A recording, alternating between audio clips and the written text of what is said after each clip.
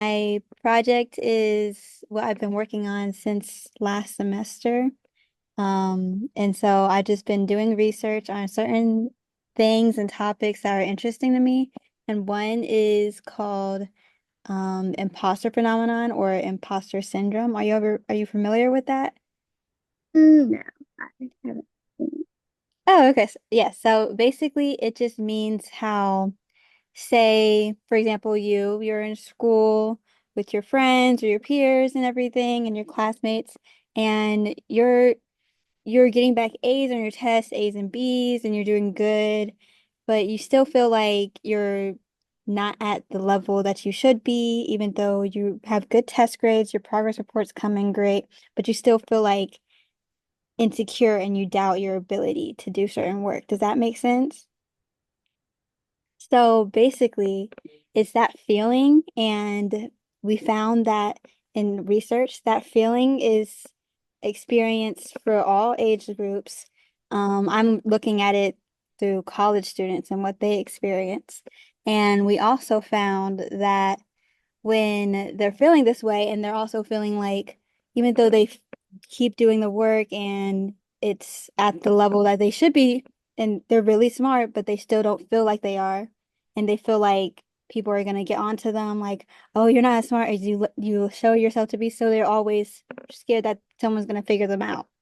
And so this has been connected to like depression, so feeling more down. It's been connected to anxiety, feeling like a little bit overwhelmed, whether that's with like day-to-day life or with like school, um, and certain like symptoms like that, where it's like affecting your well-being.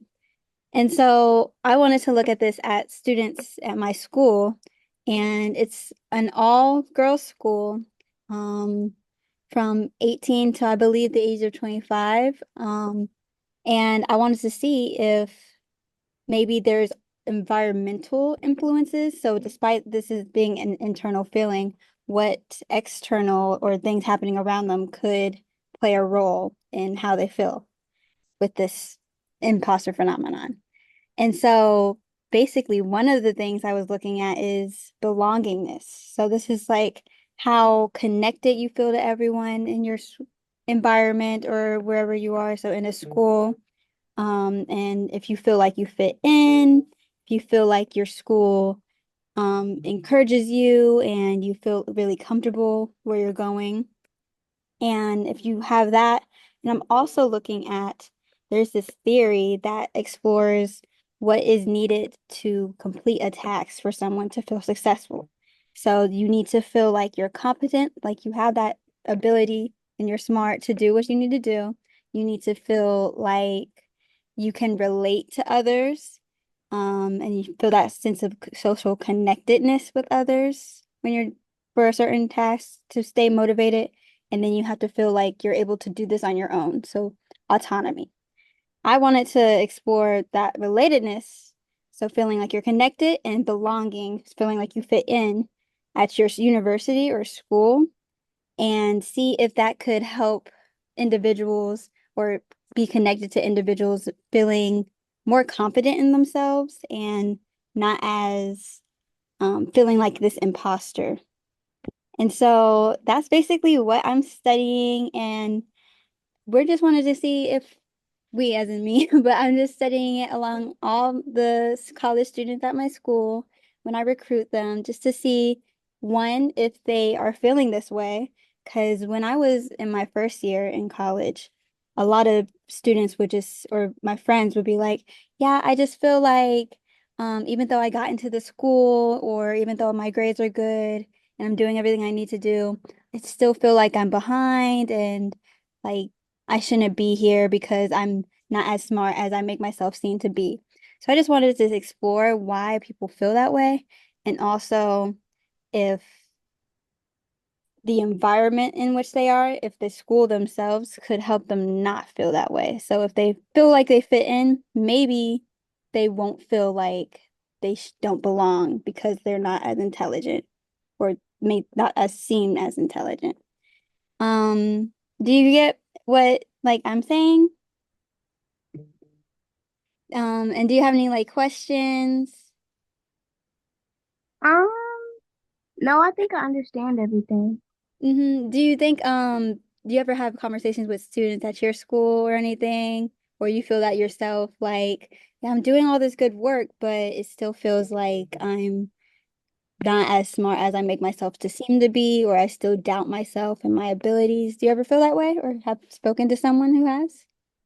I talk to people at my school because it's really hard, so I don't really. Yeah. And do you feel do you have school online? Do you feel like if you were in person compared to online, do you feel like there would be a difference based on the environment, I guess? Um, I think so. Right, you think so? Um, were you asking me like, would I do better in a different environment? Like, do you think you would have doubts about your intelligence or your smartness if you were like going to school in person and seeing people and everything Well, and sometimes I'm interacting? not that good at it. I hear you. I hear you. Okay. And do you think that because I feel like at my school that the if they feel like they belong and they feel like they relate to the people around them, that they will not feel as an imposter feeling. Would you say that you would see that happening as well, or you would see something else? Like it doesn't really matter. They still feel that way regardless of how their surroundings are. Say that again? Yes. Okay. Hey, how are you doing today? I'm good. How are you? I'm good. Would you mind just giving us a little introduction? Yes, of course. My name is Tiara. I go to Georgia State University. I major is speech communication, and I'm in my fourth year. Congratulations. And You? so basically, today I'm just going to have a quick little conversation with you, just explaining my thesis study. And first, I want to start off by asking you if you're familiar with the imposter syndrome slash phenomenon. Yeah, somewhat familiar with it. Can you tell me what you know? Like anything, it can be the shortest thing, or like if you know more about it, just what information you have regarding it. It's like kind of like a feeling like where you don't belong in a sense. So I feel like I kind of felt that at the beginning of college, but you know, yeah, I had the sense of like not belonging. Yeah. Yes. And so to add on to what you said, on top of feeling like you don't belong in a certain space, it's linked to your intelligence and your intellectualism and how you consider yourself among others in your same space, but also how you feel like you're a intellectual fraud and you feel like you don't measure up or compare.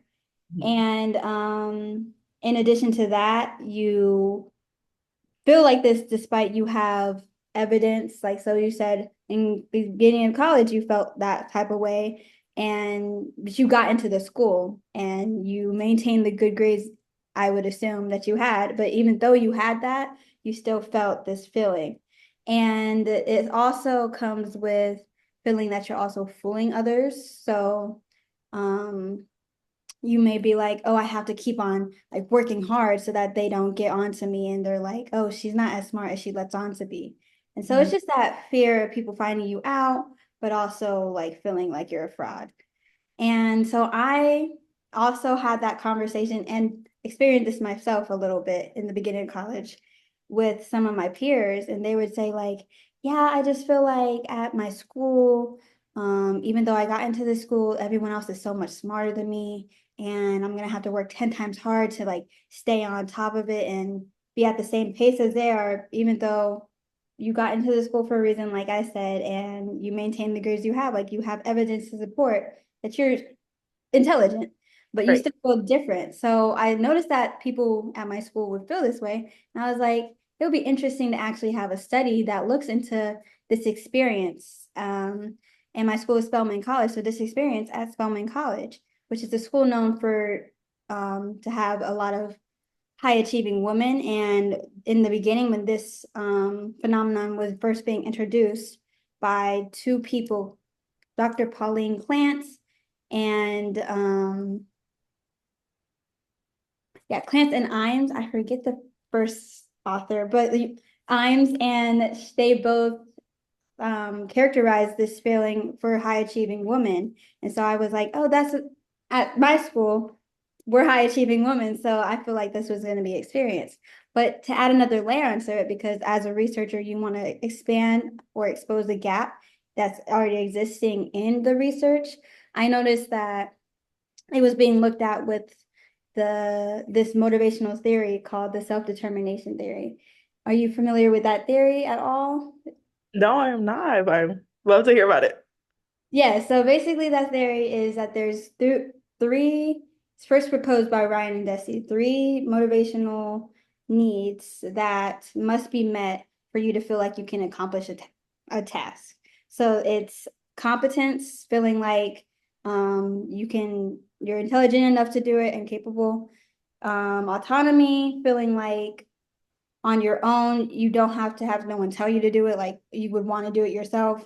And then relatedness, which is feeling a sense of like social connectedness with others.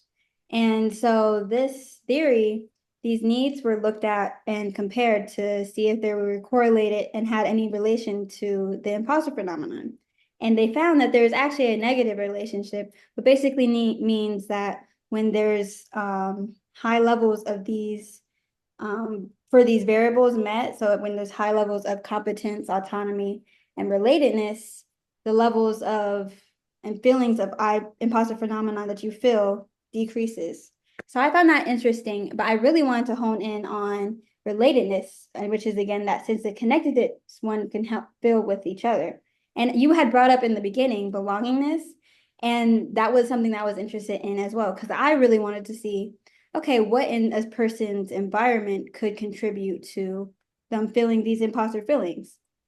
So I was like, if I already know that relatedness was connected, so when someone felt high relatedness, low imposter feelings. And then belongingness in research, when I was looking into it, it seemed like for some findings, they found that when you felt a lot high belonging in your school or institution, that sense of imposter feeling that you would feel decreases. But some found that there's no significant relationship at all. So I have to do what I can to address that and see, like, maybe when one belongingness and relate no one belongingness